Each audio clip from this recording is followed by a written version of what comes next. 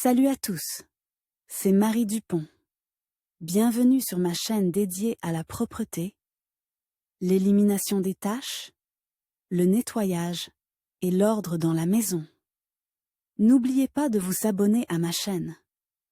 Continuez à regarder pour découvrir nos astuces du jour.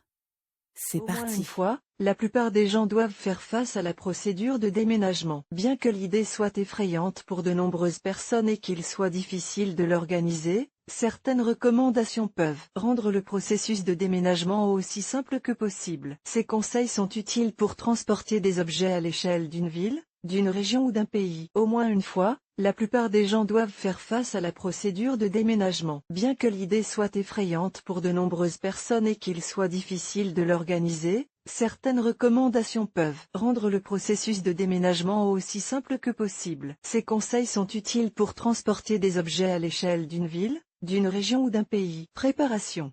Tous les petits objets doivent être organisés en groupe, afin de pouvoir les mettre dans des boîtes qui faciliteront la recherche de ce dont vous avez besoin dans votre nouveau lieu de travail. Les objets doivent être soigneusement emballés dans du film élastique. Pour les objets en verre, de vieux journaux ou du papier seront utiles. Les accessoires obligatoires pour l'emballage sont les sacs, la toile cirée épaisse, la corde, le marqueur, le ruban adhésif, les boîtes en carton et les sacs. Il est recommandé d'étiqueter chaque sac et chaque boîte fermée, c'est-à-dire d'indiquer ce qu'ils contiennent. Il est également utile d'indiquer à l'aide de flèches ou d'autres symboles où se trouve le haut de la boîte. Afin de ne pas décrire tout le contenu, il est possible de désigner le conteneur par un numéro, de commencer un carnet de notes et d'y décrire spécifiquement sous chaque numéro les articles qui s'y trouvent. Il n'est pas nécessaire d'acheter et de commander des boîtes en carton. Commencez à les préparer quelques mois à l'avance, si vous en avez le temps. En général, tous les membres de la famille collectent activement des cartons de toute taille dans les étals et les magasins, avec l'autorisation du personnel. Cela permet d'économiser beaucoup d'argent. Les objets lourds doivent être placés au fond de la boîte,